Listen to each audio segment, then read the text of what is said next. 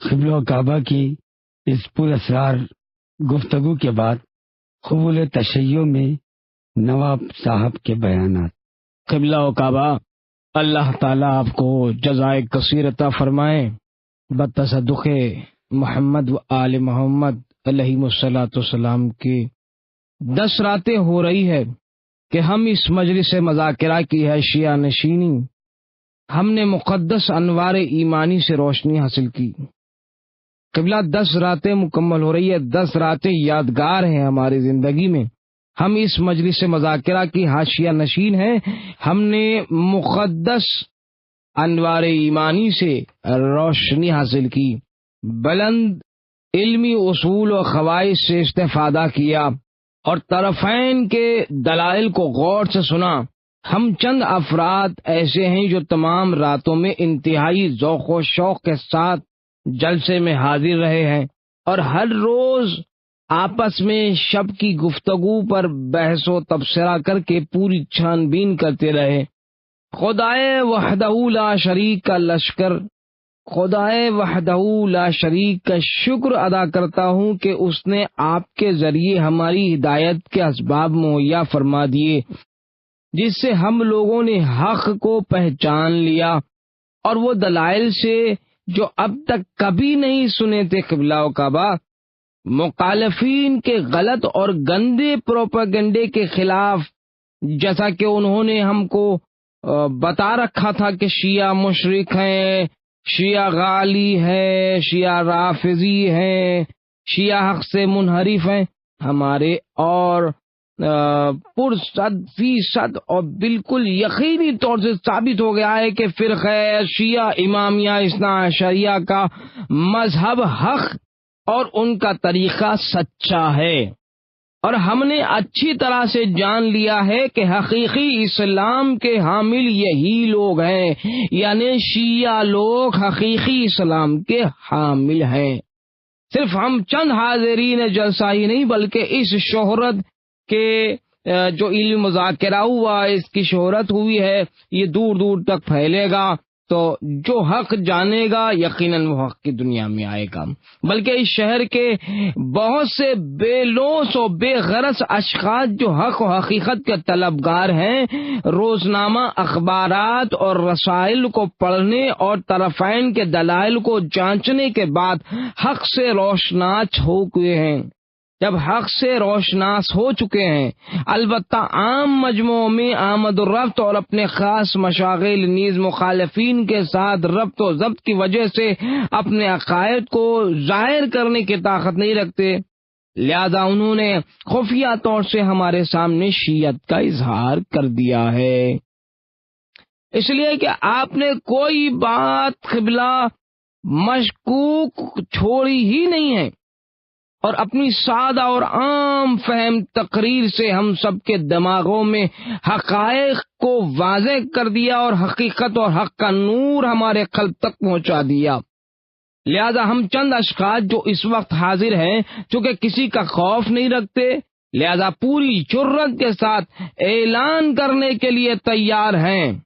ہم کئی راتوں سے چاہتے تھے کہ درمیان سے پردہ ہٹا دیں اور اپنے کو ظاہر کر دیں، لیکن موقع نہیں ملا قبلہ، اور حسن اتفاق سے ہر شب ہماری بصیرت میں اضافہ ہی ہوتا رہا۔ اللہ تعالی آپ کو جزائے کثیر عطا فرمائے بتصدق مولا کائنات۔ ہم نے مضبوط سے مضبوط تر دلائل سنے اور اپنے عقیدے میں اور زیادہ راسخ و ثابت قدم ہو گئے ہیں۔ وقت گزر رہا ہے، لہذا اجازت دیجیے یہ پردہ برطرف کیا جائے اور ہمارے اقرباء و اعتراف کو سن کر ہم کو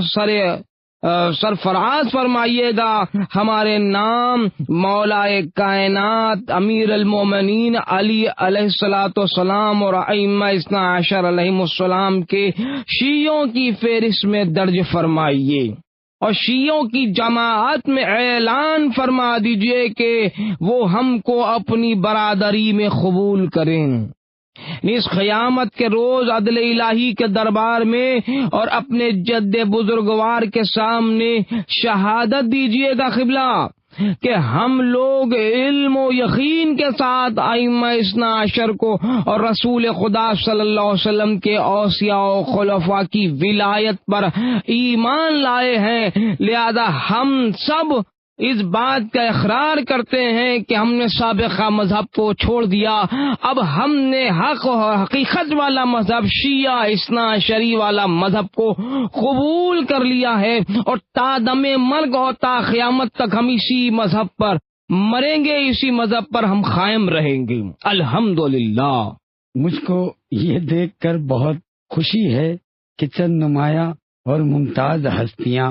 چشم بصیرت اور گوش حقیقت کے ساتھ حقائق پر توجہ کی، نور عقل کی روشنی میں منزل حق کو پہچان کر راہ راست اور صراط مستقیم پر گامزن ہو گئے، وہی راستہ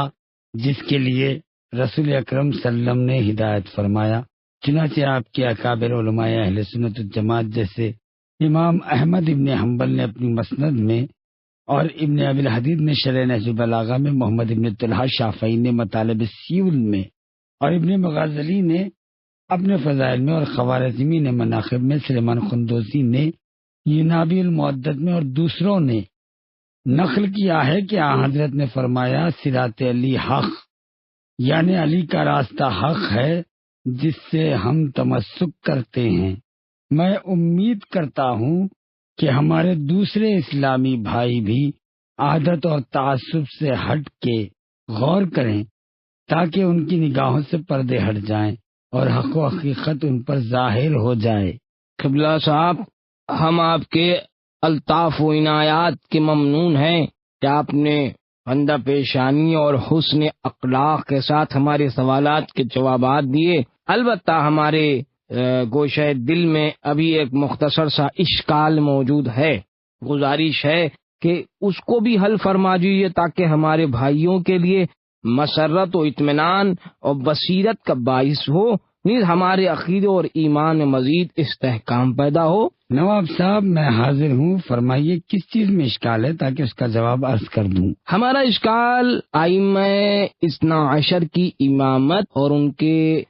ناموں کے بارے میں ہے، چونکہ ان راتوں میں صرف امیر المومنین علی علیہ السلام کی شخصیت زیر بحث رہی، لہذا متمنی ہوں کہ ہم کو بتائیں کہ اولاً قرآن مجید میں کوئی ایسی آیت ہے جو ہم کو ائمہ اثنا عشر کی امامت کا ثبوت دے دے، یا ہے نہیں، یہ ثبوت دے دیجیے یا نہیں۔ مطلب دوسری یہ کہ ہماری کتابوں میں شیعوں کے 12 اماموں کے نام درج ہیں یا نہیں ہیں، اگر ہیں تو ہماری اطمینان قلب کے لیے بیان فرما دیجیے گا قبلہ۔ نواب صاحب، آپ کا سوال بہت مناسب اور بامحل ہے اور اس کا جواب بھی موجود ہے، لیکن چونکہ وقت تنگ ہے اور صبح ہونے والی ہے، اس سوال کا جواب بھی ممکن ہے کچھ طول کھینچے، لہذا اگر آپ بھی متفق ہوں تو یا کل شب میں تشریف لائیے تاکہ جواب عرض کر دوں، یا کل صبح بھی ممکن ہو، چونکہ کل ریحان رسول امام حسین علیہ السلام کی عید ولادت باسعادت ہے، اور اس سلسلے میں ہمارے خزل باز بھائیوں کی طرف سے رسالہ دار کے امام باڑے میں صبح سے ظہر تک ایک شاندار جشن کا انتظام ہے، لہذا یہ بھی ممکن ہے کہ اس موقع پر عیدی کے عنوان سے اس کا جواب پیش کر کے آپ کا اشکال کو حل کر دوں۔ میں انتہائی فخر کے ساتھ آپ کی رائے سے موافقت کرتا ہوں اور اس سے زیادہ آپ کا وقت نہیں لینا چاہتا۔ بس آپ اجازت دیجیے قبلہ، جن محترم حضرات نے اس نورانی جلسے کی ضیاء سے روشنی حاصل کی ہے ان کا تعارف کرا دوں۔ میں پورے شوق اور مسرت کے ساتھ تیار ہوں ان عزیزان گرامی کو اپنی آغوش محبت میں قبول کروں۔ دیکھیے، اتنے نواب صاحب بتائیے۔ 6 افراد اہل تسنن کا قبول تشیع ہے کہ اتنے حضرات آج کی شب لوائے لا الہ الا اللہ محمد رسول اللہ کے نیچے حضرت علی اور آپ کی اولاد میں سے 11 اماموں کی خلافت و امامت کے اقرار کا شرف حاصل کر رہے ہیں۔ پہلا نام ہے حقیر آپ کا مخلص عبد القیوم، دوسرا نام ہے سید احمد علی شاہ صاحب، تیسرا نام ہے سید غلام امامین صاحب، چوتھا نام ہے سرحد کے سردار غلام حیدر خان صاحب، یہ انہوں نے بھی جو ہے مذہب شیعہ کو قبول کر لیا ہے۔ 5واں نام ہے پنجاب کے بڑے تاجر عبد الاحد خان صاحب۔ جی 6واں نام ہے مشہور رئیس عبد الصمد خان صاحب۔ دیکھیے مطلب یہ ہے کہ یہ حضرات میرے پاس تشریف لائے ہیں، اپنی جگہ سے اٹھ کھڑا ہوا اور تمام حاضرین جلسہ بھی کھڑے ہو گئے۔ میں نے ہر ایک سے محبت کے ساتھ بغلگیر ہو کر پیشانی پر بوسہ دیا۔ اس کے بعد سارے اہل مجلس ان سے معانقہ کیا۔ میں نے دیکھا کہ برادران اہل سنت بہت اداس ہو گئے ہیں، چنانچہ ان کی دلجوئی کے لیے کہا کہ آج عید کی شب ہے، جس میں اسلامی ہدایات کے مطابق مسلمانوں کے ایک دوسرے سے مصافحہ و معانقہ کرنے بہت بڑا ثواب ہے، لہذا بہتر ہوگا کہ ہم سب آپس میں مصافحہ و معانقہ کریں۔ اس کے بعد میں نے پہلے جناب حافظ صاحب اور شیخ عبدالسلام صاحب سے، پھر دوسرے حضرات سے بغلگیر ہو کر سب کی پیشانیوں پر بوسہ دیا، اور بعد اس کے جلسے میں شریک ہو کر کے شربت اور مختلف قسم کے شیرینی لائی گئی، اور ہم نے پل لطف و شیرینی باتوں سے مجمع میں ایک تازہ مسرت کی لہر توڑ کر ان کے چہروں پر اشکردگی دور کر دی۔ دیکھیے حافظ صاحب، ہم نے ان راتوں میں آپ کی ملاقات سے کافی فیض حاصل کیا قبلہ، جس کی لذتیں آخر عمر تک بھولائی نہیں جا سکتی۔ بالخصوص میری ذات پر تو بڑا احسان ہے آپ کا، جس کا عوض آپ کو آپ کے جد بزرگوار سے ملے گا، کیونکہ آپ نے بہت حقیقتوں کا انکشاف فرما دیا ہے۔ جیسے کہ پہلے بھی میں عرض کر چکا ہوں کہ آپ نے میری آنکھیں کھول دی۔ میں قطعاً وہ پہلی رات والا آدمی نہیں ہوں، جو بھی عقل مند اور انصاف پسند انسان آپ کے شک و شبے سے بالا تر دلائل کو سنے گا، وہ یقیناً خواب غفلت سے بیدار ہو جائے گا۔ چنانچہ یہ حقیر امیدوار ہے کہ عطرت و اہل بیت رسالت کے طریقۂ ولایت پر دنیا سے اٹھے اور رسول اللہ کے سامنے سرخرو حاضر ہو سکے۔ میری بڑی خواہش تھی قبلہ کہ اس سے زیادہ مدت تک آپ کے ساتھ رہتا، لیکن ہمارے پاس وقت نہیں ہے اور بہت ذاتی کام درپیش ہیں، کیونکہ ہم صرف 2 روز کے خیال سے آئے تھے، یہاں اتفاق سے کافی وقت صرف ہو گیا، لہذا اس رات کو ہم آپ حضرات کی اجازت سے شب وداع قرار دیتے ہیں، اور کل شب کو ہم ریل گاڑی کے ذریعے سے روانہ ہو جائیں گے، اور آپ کو دعوت دیے جاتے ہیں کہ ہمارے وطن تشریف لائیے قبلہ، تاکہ ہم آپ کی صحبت سے خصوصی فوائد حاصل کر سکیں۔ حافظ صاحب، آپ حضرات یقین فرمائیے کہ پہلی شب سے جب کہ آپ کی زیارت ہوئی ہے، اس وقت تک میں بغیر تعصب و عناد کے پورے خلوص کے ساتھ سرگرم محبت رہا، اور آپ حضرات سے ایک خصوصی ربط و انس قائم ہو گیا۔ باوجود یہ کہ میری جانب سے آپ حضرات کی روانگی میں کوئی معنی نہیں تھا، لیکن اب میں یہ سن کے آپ حضرات واپسی کا قصد کر رکھتے ہیں تو اپنے اندر ایک عجیب سا تاثر محسوس کر رہا ہوں۔ ایک بزرگ عارف کا قول یہ ہے کہ میں جذبات کے برعکس انس و ملاقات کا مخالف ہوں، کیونکہ وصال کے بعد فراق آتا ہے، اور دیوان امیر المومنین میں آپ کا ارشاد، یعنی لوگ کہتے ہیں کہ جو ان کے اوپر موت سخت ہوتی ہے، حالانکہ خدا کی قسم دوستوں کی جدائی اس سے بھی زیادہ سخت ہے۔ حق یہ ہے کہ میں نے ان 10 راتوں میں بالعموم آپ حضرات کے اور بالخصوص جناب علی کے دیدار سے بہت فائدہ اٹھایا ہے، جس کو کبھی نہ بھولوں گا۔ اگرچہ ان 10 راتوں میں بسط کلام تجر الکلام، یعنی بات میں بات نکلتی ہے، سلسلہ گفتگو طولانی رہا۔ ہر شب میں نے بلا ارادہ 6-7 گھنٹے یا اس سے زیادہ محترم حاضرین جلسہ کا وقت لیا، چونکہ ہماری نشستوں میں اول سے آخر تک آیات شریفہ قرآنی اور احادیث رسول اکرم کا تذکرہ رہا۔ ہم جاہلانہ اور تعصب و عناد لہو لعاب سے الگ رہے، لہذا میں نے اپنی جگہ خدا کی ایک عبادت انجام دی، البتہ اس لحاظ سے کہ انسان ہوں، سہو و نسیان غلطی کا مرکز ہے۔ اگر دوران گفتگو میری طرف سے عمدن نہیں بلکہ سہون کوئی بے ادبی یا طول کلام کی غلطی سرزد ہو گئی ہو، یا آپ حضرات کی نظر میں کوئی بڑی بات معلوم ہوئی ہو، تو چشم پوشی فرمائیں، اور استجابت دعا کے مواقع پر اس حقیر و فقیر خیر طلب کو دعائے خیر سے فراموش نہ فرمائیں۔ آپ کے حسن بیان اور لطف و عنایات کے برتاؤ سے ہم بہت ممنون ہیں قبلہ و کعبہ، اور ہم میں سے کسی کو آپ سے کوئی شکایت نہیں ہے جس کے لیے آپ معذرت کر رہے ہیں، کیونکہ جناب عالی کا حسن اخلاق اور ادب و لحاظ اس منزل پر ہے کہ اس نے ہم کو مفتون اور گرویدہ بنا لیا، اور طول بیان سے بھی ہرگز ہم کو کوئی افسردگی نہیں ہے قبلہ، بلکہ آپ کی شیریں کلامی اور فصاحت و بلاغت اتنی زبردست ہے کہ میرا خیال ہے کہ چاہے جتنی طولانی تقریر ہو بار خاطر نہ ہوگی۔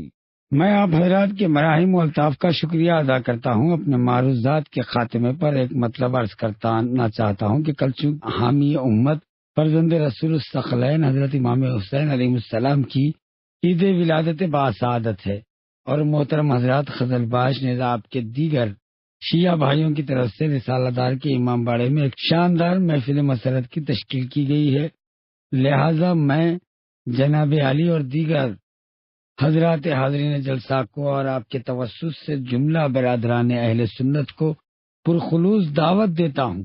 کہ پیغمبر کی ذات مبارک سے اپنے مخصوص تعلق کے پیش نظر آن حضرت کی روح پر فتوح کی خوشنودی کے لیے ایک بڑے مجمع کے ساتھ کل صبح اس جشن ولادت میں تشریف لائیں، کیونکہ شیعوں کی اس محفل میں اپنی شرکت سے علاوہ اس کے آپ ہم سب کو ممنون و متشکر ہوں۔ مجھ کو امید ہے کہ آپ میرے اس مقصد سے بھی اتفاق کریں گے۔ اس جشن عام میں برادران ایمانی و اسلامی کے دونوں فرقوں کی شرکت سے ہم ایک ایسا متحدہ اسلامی محاذ قائم کریں گے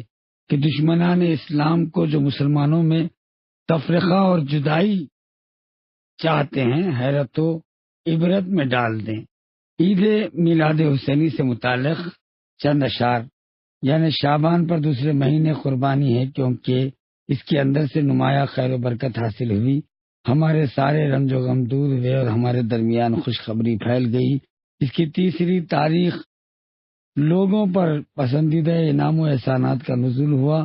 پس صبح ولادت نواسہ رسول روشن ہوئی۔ یہ وہ امام ہے جو نجات کا دروازہ ہے لوگ،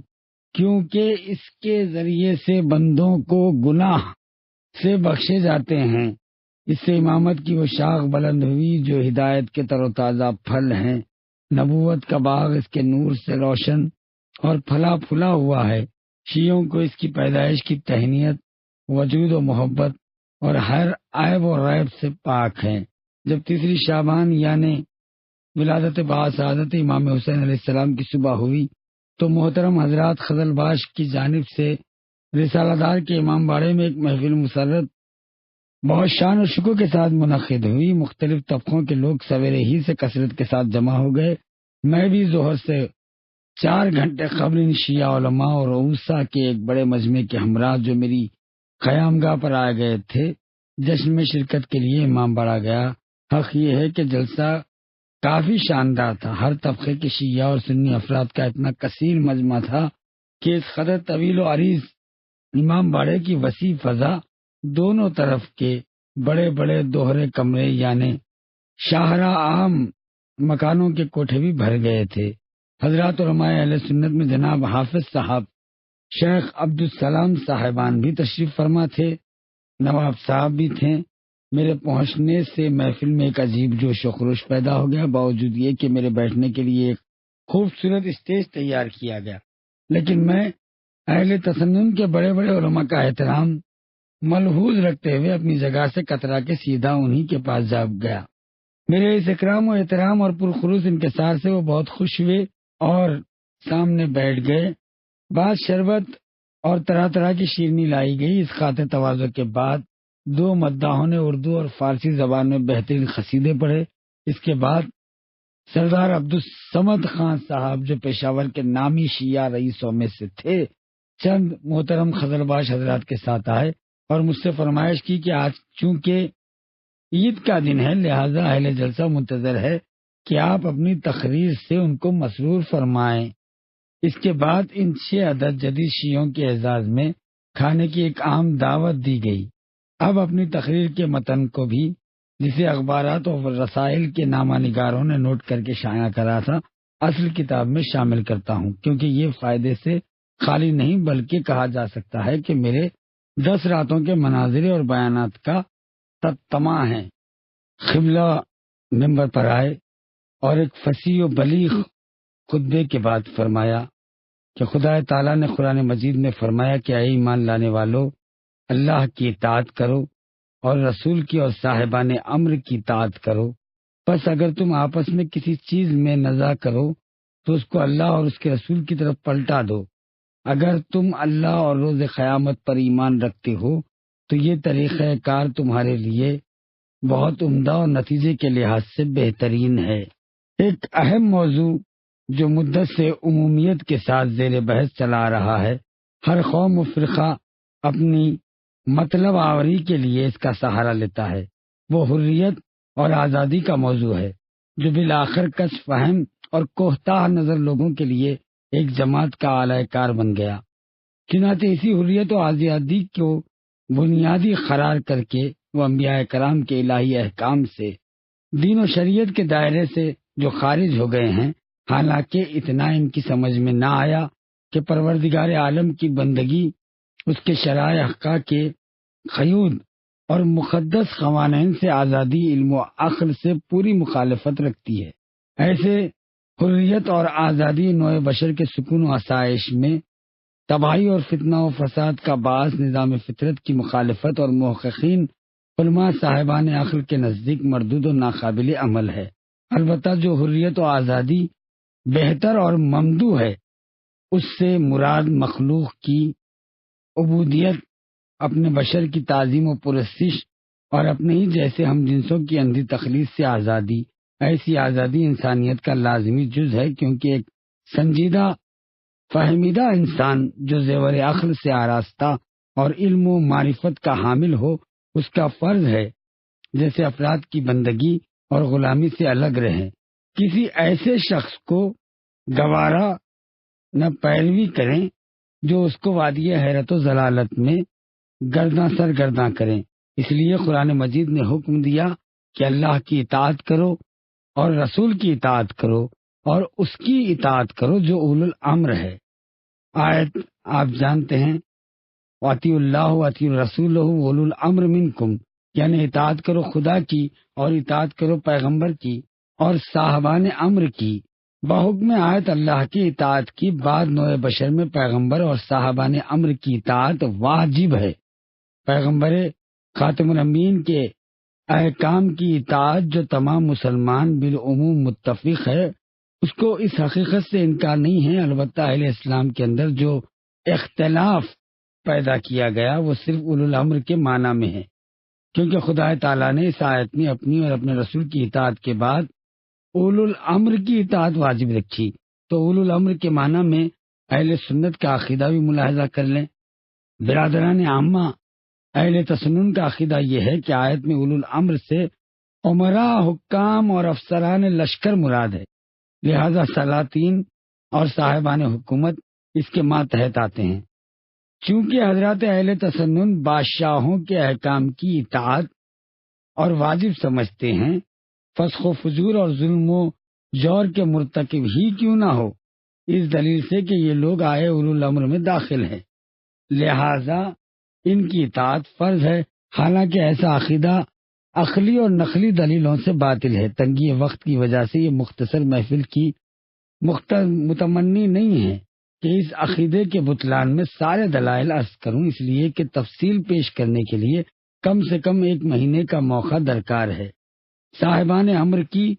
3 قسمیں ہیں۔ ظاہر ہے کہ اہل عالم پر حکمرانی والے عمراء و سلاطین 3 حال سے خالی نہیں ہیں، یا اجماع سے مقرر ہوئے ہوں، یا طاقت و قدرت سے، قہر و غلبہ جسے کہتے ہیں، یا خدا کی طرف سے منسوب ہے۔ چنانچہ پہلا طریقہ یعنی یہ کہ اگر مسلمان کسی ایک شخص پر اجماع کر لیں تو اس کو منصب و امارت پر مقرر کر دیں تو اس کی اطاعت خدا و رسول کی اطاعت کے مانند واجب ہے، اپنے ثبوت میں کوئی عقلی دلیل نہیں رکھتا۔ یہ طریقہ جس سے تمام مسلمان کسی ایک کامل اور پاک باز ہستی پر اتفاق کر کے اس کو مسند امارت پر بٹھا سکیں، کیونکہ مسلمان چاہے جس قدر عالی دماغ اور ہوش مند ہو، وہ فقط ظاہری حالات کا جائزہ لے سکتے ہیں، لوگوں کے باطنی کیفیات اور دلی عقائد سے بے خبر رہتے ہیں۔ انسان صالح اور کامل امیر کے انتخاب پر قادر نہیں ہے۔ میں نے جو پچھلی 10 راتوں میں گفتگو کی ہے اس موضوع پر، اجماع امت سے متعلق جو گفتگو ہوئی تھی، اس میں میں نے ثابت کیا کہ امت کا اجماع کسی ایک شخص پر باطل ہے۔ اسی طرح سلاطین و عمرا اولو الامر بھی نہیں ہو سکتے، کیونکہ یہ خیر و غلبہ کے ذریعے بادشاہ بنتے ہیں، اور ہر بادشاہ کے اقتدار کی وجہ سے وہ صاحب امر نہیں ہو سکتا۔ دوسری قسم جو طاقت و اقتدار سے متعلق ہے، یعنی خونخوار، سفاق، فاسق، فاجر بادشاہ یا خلیفہ کس طرح سے اولو الامر ہو سکتا، اس کی اطاعت خدا اور رسول کی اطاعت کے بعد لوگوں پر کس طرح واجب ہو سکتی ہے۔ ترخ عامہ سے ائمہ کے لیے اخبار عصمت ہے، چونکہ پیغمبر اکرم نے یہ فرما دیا تھا کہ میرے بعد میرے 12 جانشین ہوں گے، خلفاء ہوں گے۔ اس ضمن میں آپ کے مشہور و معروف عالم دین جو اجل علماء اہل سنت سے ہے، شیخ سلیمان بلخی حنفی، ینابی المعدد کے صفحے 335 پر لکھتے ہیں، اور اسی طرح شیخ الاسلام، جن کو پوری امت مسلمہ ان کی علمی اہانت پر متفق ہے، اور وہ اپنی کتاب فرائض السبتین میں لکھتے ہیں، اور یہ دونوں ابن عباس سے روایت کرتے ہیں۔ انہوں نے کہا کہ میں نے سنا کہ رسول اکرم فرماتے ہیں کہ علی اور حسن، حسین اور حسین کی اولاد میں سے 9 افراد سب کے سب پاک و پاکیزہ معصوم ہے۔ سلمان فارسی نقل کرتے ہیں کہ رسول اکرم نے فرمایا کہ حسین علیہ السلام کے شانے پر ہاتھ رکھ کر پیغمبر نے فرمایا، یعنی قطعی طور پر یہ امام ہے اور امام کے فرزند ہے، اور اس کی نسل سے 9 عدد امام نیکوکار، امین اور معصوم ہوں گے۔ دیکھیں، پیغمبر کی حدیث میں اور بشارت میں لفظ معصوم آیا ہے، تو اس سے ثابت ہے کہ جو خلفائے خدا ہوگا، جو امام ہوگا، وہ معصوم ہو، اس کے لیے عصمت ضروری ہے۔ اور یہ ساری باتیں میں آپ ہی کے معتبر کتابوں سے ثابت کر رہا ہوں، جو اہل سنت کے اکابر علماء نے اپنی کتابوں میں نقل کی ہے۔ رسول خدا سے سنا ہے، یہ متفقہ طور پر اس روایت کو بھی شیخ سلیمان خندوزی اور شیخ الاسلام حمونی نے فرائض السبتین میں لکھا کہ پیغمبر نے فرمایا کہ حضرت نے حضرت علی علیہ السلام سے فرمایا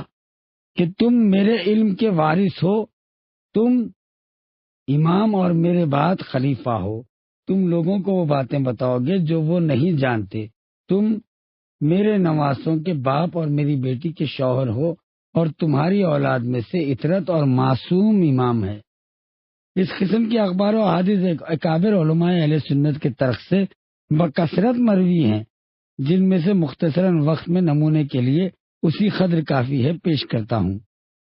اطرت و اہل بیت کا علم، جیسا کہ علم سے متعلق میں نے طویل گفتگو کی تھی،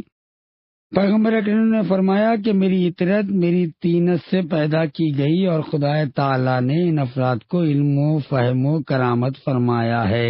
وائے ہو اس شخص پر جو ان کو جھٹلائے۔ ابن ابی الحدید نے شرح نہج البلاغہ میں ایک مفصل خطبہ و حمد و ثناء الہی فرمانے کے بعد ارشاد فرمایا کہ پیغمبر اکرم کا قول ہے کہ میں تمہارے اندر نفیس و بزرگ چیزیں چھوڑے جاتا ہوں، 2 چیزیں، گراں قدر چیزیں، ایک خدا کی کتاب، دوسرے میری اطرت۔ اگر تم ان دونوں سے متمسک رکھو گے تو ضرور نجات پاؤ گے۔ تو پھر فرمایا کہ ان سے پیش قدمی نہ کرو ورنہ ہلاک ہو جاؤ گے، ان افراد سے تقصیر و کوتاہی نہ کرو ورنہ ہلاک ہو جاؤ گے۔ اب یہ سوال یہ کہ مختصر حصہ ان دلائل میں جو میں نے اکابر علماء اہل سنت سے پیش کیا، ہمارے ائمہ اثنا عشر علیہم السلام کے علم و عصمت کے ثبوت میں نقل کیا ہے، جن سے عقلی دلیلوں کو بھی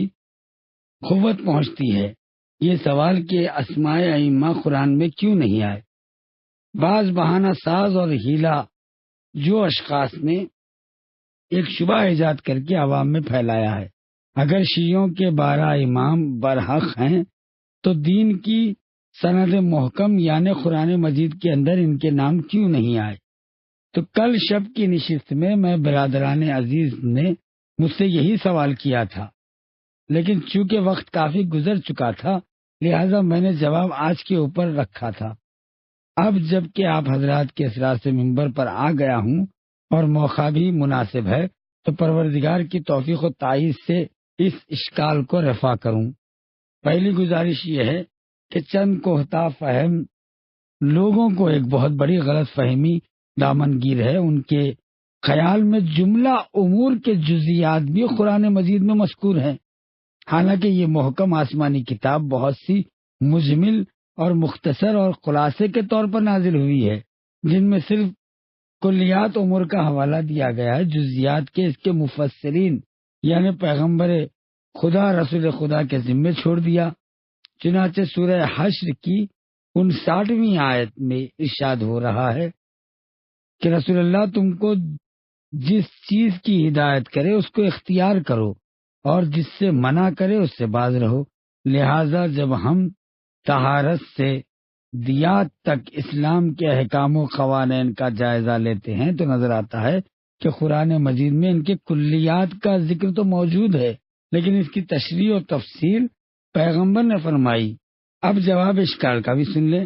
کہ اولن جو حضرات اشکال تراشی کرتے ہیں کہتے ہیں کہ ائمہ اثنا عشر کے نام تعداد قرآن مجید میں نہیں ہے، لہذا ہم ان کو تسلیم نہیں کرتے، اطاعت نہیں کرتے۔ ان سے کہنا چاہیے کہ اگر بات یہی چیز ہے جس چیز کا نام قرآن میں نہ لیا گیا ہو، تو جس کی صراحت نہ کی گئی ہو، تو جس کے جزیات کا تذکرہ نہ ہو، اس کو ترک کر دینا چاہیے۔ آپ حضرات کو خلفائے راشدین، اموی، عباسی وغیرہ خلفاء کی پیروی بھی چھوڑ دینی چاہیے، اس لیے کہ قرآن مجید کی کسی آیت میں سوا علی ابن ابی طالب کے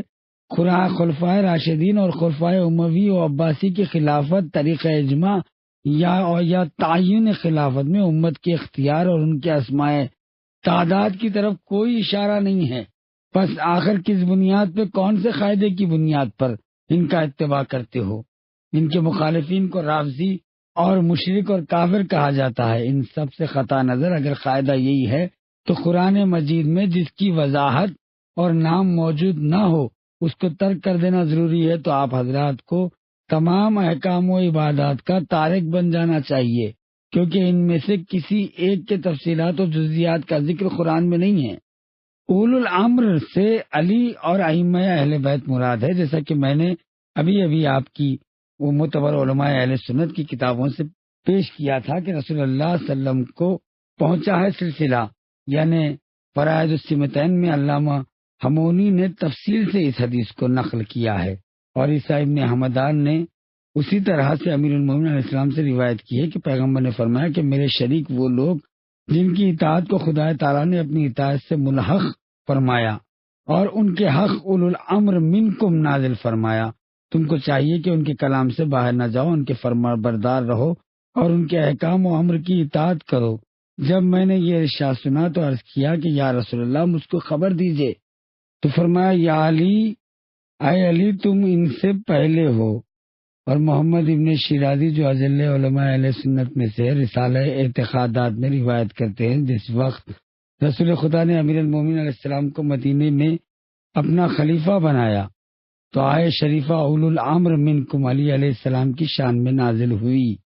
اسی طرح کے تمام علماء اہل سنت کا اس پر اتفاق ہے کہ اولو الامر سے مراد حضرت علی علیہ السلام اور ان کی اولاد معصومینہ ہے۔ اس مفصل روایات کے بعد جس کا ایک حصہ میں نے محفل کا وقت دیکھتے ہوئے پیش کیا، مناقب میں روایتیں اور سلیم بن قیس، عیسیٰ بن مسرہ اور ابن معاویہ کی سندوں سے نقل کرتے ہوئے اولو الامر سے مراد ائمہ اثنا عشر ہے، اہل بیت طہارت ہے، پوری طرح سے ثابت ہو گیا۔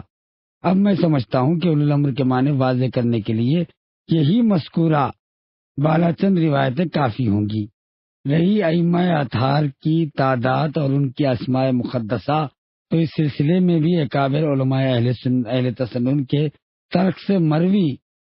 چند احادیث کو ثبوت کے طور پر پیش کرتا ہوں، اور ان کثیر متواتر اخبار احادیث سے قطع نظر کرتا ہوں جو صرف اطرت اہل بیت رسول طہارت کے لیے منقول ہے۔ سب سے پہلے ائمہ اثنا عشر کے نام اور تعداد۔ شیخ سلیمان بلخی حنفی نے ینابی المعدد کے باب 76 میں اور فرائض السمتین میں شیخ الاسلام ہمونی سے وہ مجاہد اور ابن عباس سے نقل کرتے ہیں کہ ایک یہودی جس کا نام ناصل تھا رسول اکرم کی خدمت میں حاضر ہوا اور توحید کے بارے میں چند مسائل دریافت کیے۔ حضرت نے ان کے جوابات دیے جن کی تنگی وقت کی وجہ سے نظر انداز کرتا ہوں۔ ناصل اسلام سے مشرف ہوا۔ اس کے بعد اس نے عرض کیا، یا رسول اللہ، ہر پیغمبر کا ایک وصی ہوتا ہے۔ ہمارے پیغمبر موسیٰ ابن عمران نے یوشع بن نون کے لیے وصیت کی تھی، لہذا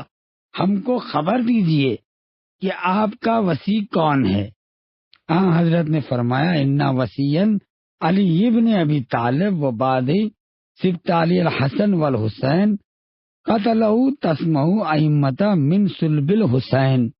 یعنی میرے وصی علی ابن ابی طالب علیہ السلام ہے، ان کے بعد میرے دونوں نواسے حسن اور حسین ہیں، ان کے بعد 9 امام حسین کی نسل سے ہوں گے۔ ناصر نے عرض کیا کہ میری التجا ہے کہ ان اسماء مبارکہ مجھ سے بیان فرمائیں۔ تب پیغمبر اکرم نے کہا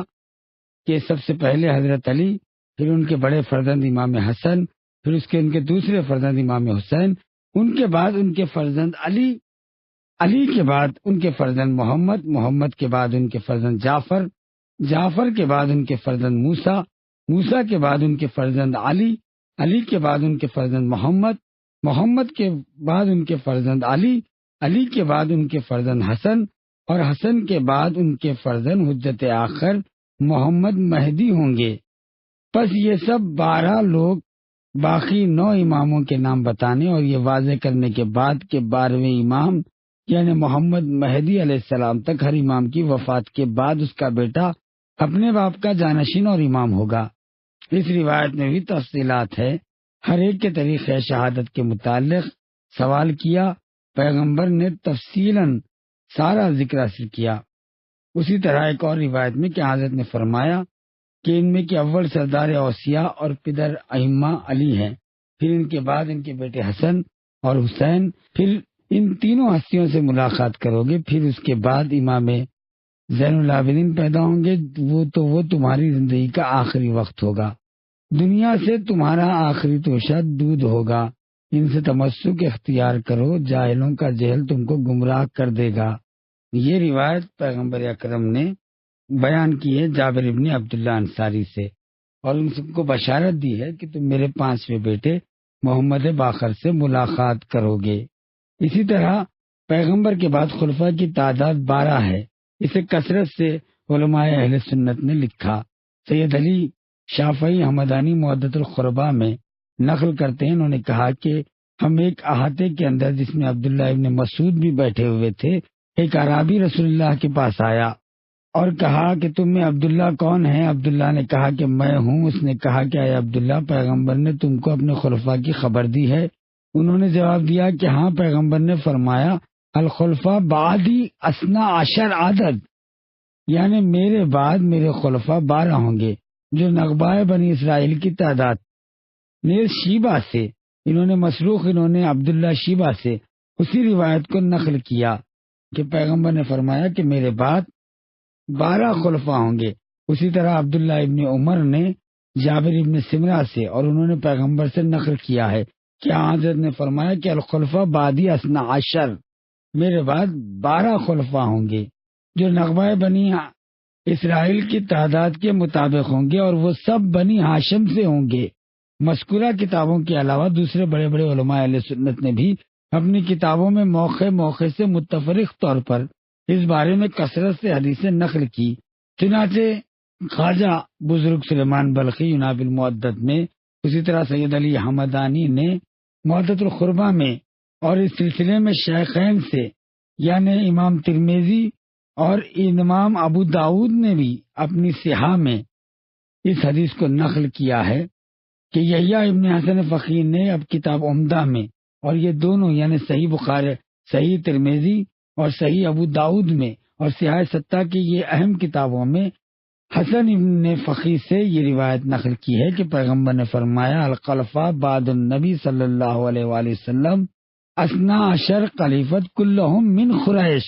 کہ پیغمبر نے فرمایا کہ میرے بعد 12 خلیفہ ہوں گے جو سب کے سب قریش سے ہوں گے۔ اور بخاری نے 3 سلسلوں سے، مسلم نے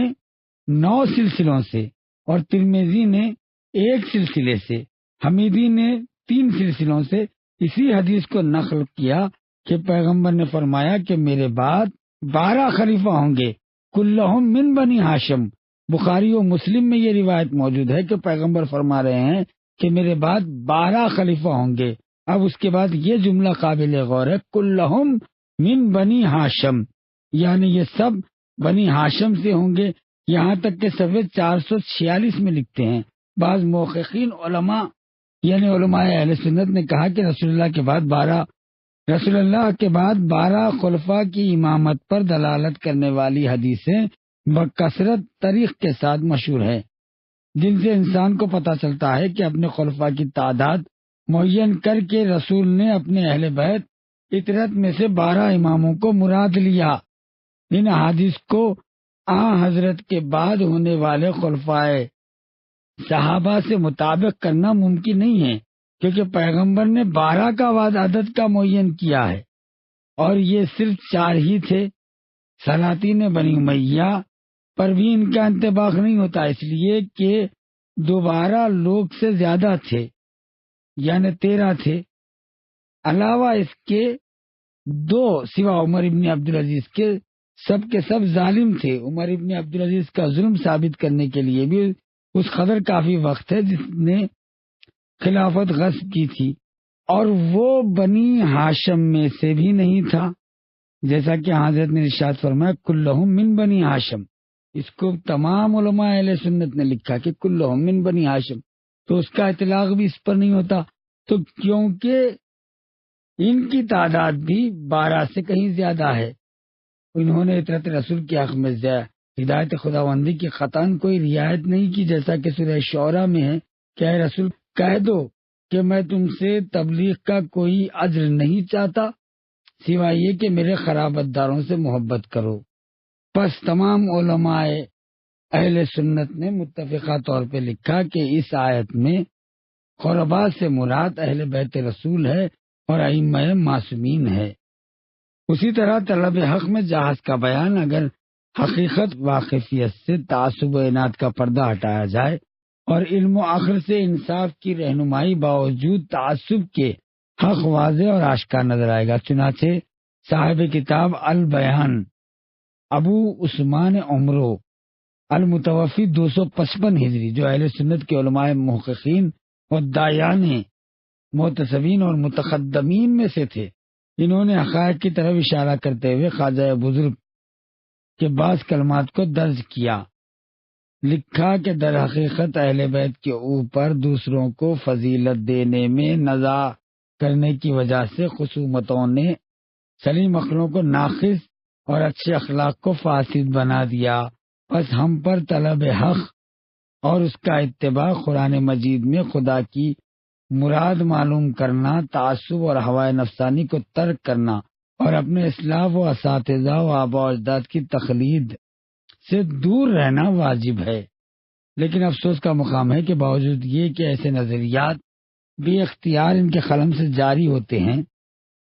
پھر بھی عادت اور تعصب کے علم و عقل ان پر غالب ہے۔ اپنے اسلاف کی پیروی میں حقیقت کے برخلاف راستہ اختیار کر کے ارباب عقل کو حیرت اور تعجب کا موقع دیتے ہیں۔ اپنی عادت تعصب و عناد کے زیر اثر نظام مقاسمت ہے آمدہ رہتے ہیں اور نفسانی بنا پر ناحق دوسروں کو اہل بیت طہارت پر مقدم کر کے نصوص سے قرآنی اور احادیث معتبرہ کو پس پش ڈال دیتے ہیں، بغیر کسی مضبوط دلیل و برہان کی آنکھ بند کر کے اسلاف کے پیچھے دوڑتے ہیں۔ دیکھیں، شیعوں کا منصفانہ اقرار آخر میں یہی ہے کہ ہم شیعہ چونکہ خدائے قادر و یکتا سے ڈرتے ہیں، موت روز قیامت پر یقین رکھتے ہیں، لہذا ہم دلائل و براہین دیکھتے ہیں جن کو اکابر علماء اہل سنت والجماعت نے بھی اپنی معتبر کتابوں میں درج کیا، اور عادت اور جانبداری پر غالب آ کے جو کچھ رسول اللہ نے ارشاد فرمایا، جو کچھ خدا نے حکم دیا، قلب و زبان سے اس کا اقرار و اعتراف کرتے ہیں اور مقدس اطرت طاہرہ کی پیروی کرتے ہیں جن کو حضرت نے ہمارے سپرد کیا۔ امید کرتے ہیں کہ اسی ذریعے سے ہم سعادت ابدی پر فائز ہوں گے، کیونکہ رسول اللہ نے ابدی سعادت اور نجات اسی جلیل القدر خاندان کی محبت میں اور متابعت میں قرار دی۔ چنانچہ حافظ ابن عقد اور احمد ابن محمد کوفی حمدانی جو علماء عامہ میں سے ہیں، اپنے علماء و مشائخ اور عبد الفیض سے نقل کرتے ہیں، انہوں نے کہا کہ میں نے بصرہ میں ابو ایوب انصاری سے ایک مفصل حدیث سنی، یہاں تک کہ انہوں نے کہا کہ میں نے رسول اللہ سے سنا کہ آپ نے فرمایا کہ میں نے شب معراج میں ساخ عرش پر نظر کی تو لکھا ہوا تھا لا الہ الا اللہ محمد رسول اللہ عیدتہ بعلی و نصرتہ بہی، یعنی نہیں ہے کوئی معبود اللہ کے سوا اور محمد اللہ کے رسول ہے جن کی تائید و نصرت میں نے علی کے ذریعے کی ہے۔ اس کے بعد لکھا تھا کہ الحسن والحسین وعلی وعلی وعلی و محمد و جعفر و موسیٰ والحسن والحجتہ، یعنی اس کے بعد لکھا کہ حسن ہے، حسین ہے، 3 علی ہے، 2 محمد ہے، جعفر ہے، موسیٰ ہے، حسن ہے اور حضرت مہدی ہے۔ میں نے عرض کیا کہ خداوندہ یہ کون ہے؟ وہی ہوئی کہ یہ تمہارے بعد تمہارے اوصیاء ہے، یعنی بہشت ہے ان کے دوستوں کے لیے اور جہنم ہے ان کے دشمنوں کے لیے۔ اس موقع پر میں نے نواب صاحب سے مخاطب ہو کر کہا کہ جناب نواب صاحب، آپ کے کل رات والے اشکال کا جواب مکمل ہو گیا ہے اور آپ مطمئن ہو گئے ہیں یا ابھی اور اضافہ کروں؟ قبلہ و کعبہ، شیرازی صاحب قبلہ، ہم آپ کے انتہائی ممنون ہیں کہ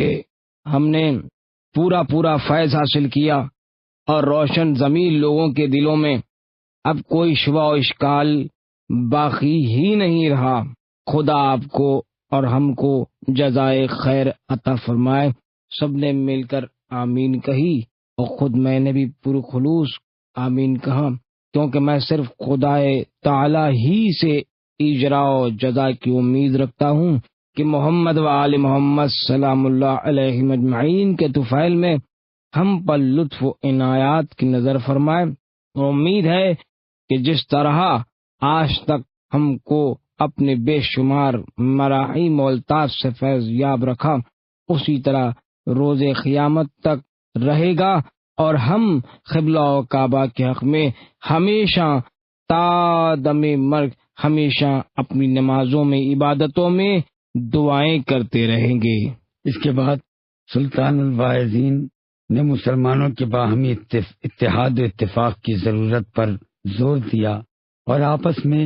لڑائیوں اور شیعوں کے خلاف نفرت و بدگمانی پھیلانے والوں کی ریشہ دوانیوں سے بچنے اور ہوشیار رہنے کی تلقین کی۔ ظاہر ہے کہ اس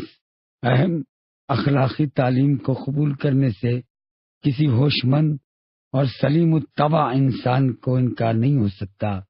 لہذا بنظر اختصار تفصیل کو نظر انداز کر کے ترجمے کو تمام ہم کرتے ہیں اور بارگاہ مجیب الدعوات میں دست بدعا ہے کہ بدفعل محمد و آل محمد ہماری یعنی قبلہ و کعبہ کی اس دینی خدمت کو شرف قبولیت عطا فرما۔